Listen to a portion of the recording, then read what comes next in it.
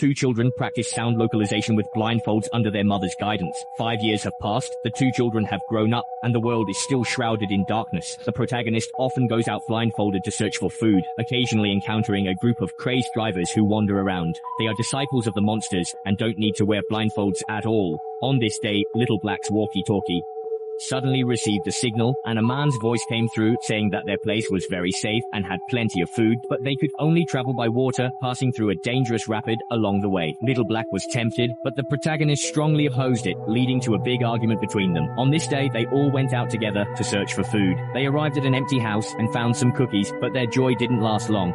The sound of a car came from outside. It was the followers of the monster. They had discovered the protagonist's family. Little Black told the protagonist to take the children and leave through the back door while he distracted them. Blindfolded, Little Black opened the door to find several followers who didn't need to be blindfolded. They tried to remove Little Black's blindfold. Suddenly, they noticed the protagonist, and Little Black, in an attempt to save them, fired a shot that hit a tiger, but he was also hit by a bullet.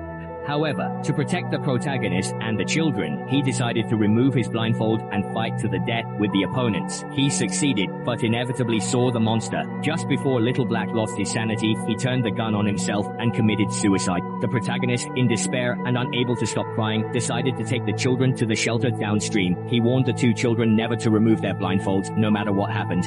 The three of them arrived at the riverbank and began a 72-hour journey adrift. 14 hours later, a man's voice suddenly called out, telling them to remove their blindfolds. The voice grew closer, and the man rushed at them, trying to take off the protagonist's blindfold.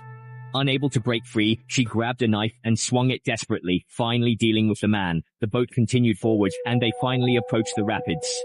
At this moment, someone had to open their eyes to see the way, or none of them would make it out. But who should look? One was her own flesh and blood, and the other was a sacrifice entrusted to her by a pregnant woman before she died. She couldn't bear to choose either. The protagonist resolutely decided that no one would look, but the current was too strong and the boat capsized. Fortunately, all three were safe and managed to reach the shore. The protagonist led the two children through the forest. All around were the voices of deceased relatives, and he wanted to escape. In a daze, he fell down a slope and lost consciousness. After waking up, he desperately called out for the two children, but the monster was also using the protagonist's voice to confuse them. The boy, being very clever, took off his blindfold and shook a bell to reunite with his mother. However, the girl, out of fear, almost removed her blindfold. The protagonist kept apologizing, saying that she shouldn't have been so harsh, shouldn't have stopped them from playing, shouldn't have interrupted their storytelling. After that, the mother's emotional call brought the girl back to her side. The three of them followed the sound of birds to find their way, running all the while with the monster close behind.